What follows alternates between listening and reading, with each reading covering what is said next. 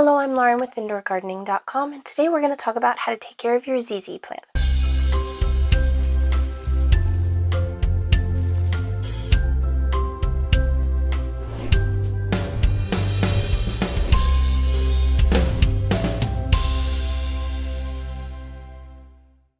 So first off, I do want to apologize. My voice is a little funny because we have the holiday ick going around, and unfortunately videos still have to get filmed.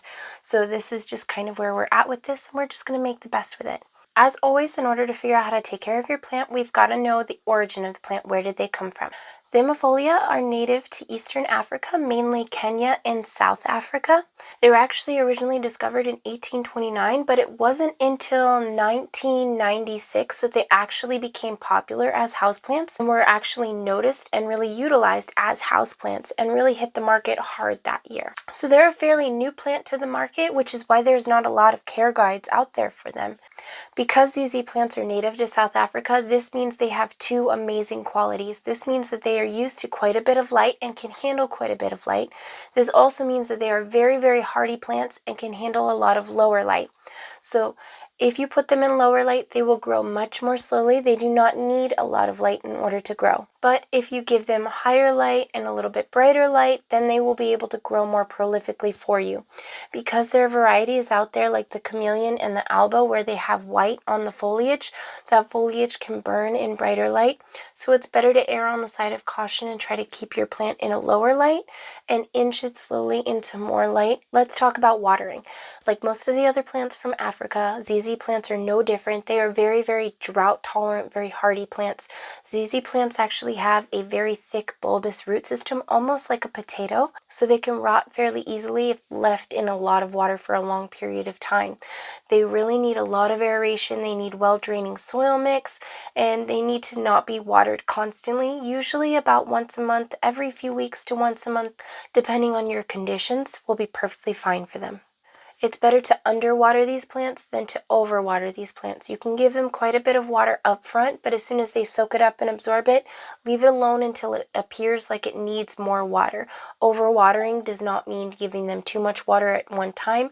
Overwatering means giving them a lot of water over a long amount of time to the point that they're always constantly wet. They don't like that. They want to be able to dry out. They want to be able to breathe.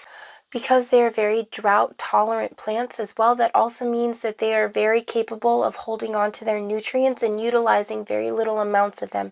They do not need a lot of fertilizer. They are not heavy feeders, so you don't have to fertilize them very often. You can use the lower end of a slow-release fertilizer timeline. You can also just fertilize them every couple of waterings instead of every watering, and they will be perfectly fine with that. As far as pests go, ZZ plants do not have a lot of natural pests. Spider mites seem to not like them very much. Thrips seem to not like them very much. The only plant pest that seems to really stick around on ZZ plants is mealybugs, but they're easily removed with a cotton swab and a little bit of alcohol. Super easy, super simple, and they're not something that pops up very often at all. It's just the only pest that I've ever heard of being on a ZZ plant. The soil mixture for a ZZ plant should be very well draining because you do not want them sitting in water for long periods of time. Definitely make sure that you're doing like at least a 50% perlite, 50% potting mix type of deal. Do not use just straight potting mix. You can add in other things. You can also do pumice in there. You can add in bark to your soil mix. You can do perlite. There's a whole bunch of different things. As long as you are breaking it down and allowing them to kind of have that drainage in there, it's going to be good to go. Just don't let it be sitting in a lot of water for a long period of time. That's the only thing that can take these plants out. If you did want to propagate a ZZ plant, there are 3 different ways to propagate it. You can propagate it through division. At the base of the pot, you can take apart their little potato root system there and just kind of tear each stem away from the other one. There's usually a couple in each pot. You can also take a full cutting, like a top cutting, and go ahead and root that in water just fine. You can also take leaf cuttings. They will root from simple leaves as well. This is very unique for a tree-like plant. Most tree-like plants like a ZZ plant are not going to be able to root from leaf cuttings.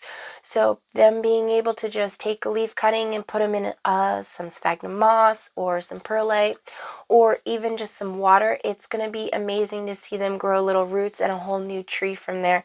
You'll also see their little bulbous root system growing from it, which is incredible to see as well. ZZ plants are amazing plants though. They're very, very easy care. They're very fun to take care of. They grow very slowly, so when you do see a leaf, it is a great, great reward. When you do see roots popping up on a propagation, it is an amazing reward to be able to see that. Their leaves are very smooth, soft, waxy. Their shape is very unique and spear-like, almost like tiny feathers in a plant. It's very, very cool to see. Did want to leave you with one final pro tip. Use terracotta pots with this if possible, especially if you are somebody who is heavy-handed with the water. If you constantly show your love to your plants through watering them, definitely make sure you're using a terracotta pot. Because they are so drought tolerant and because they are so pest resistant, along with being so low light tolerant, they're able to go just about anywhere in almost any type of conditions, any type of home. They can handle a variety of temperatures, and they're definitely worth the time. You just have to be safe with their toxic properties. Be sure to check out indoorgardening.com for more information. We're always happy to help. Thank you so much for watching, and we'll see you in the next one. Bye!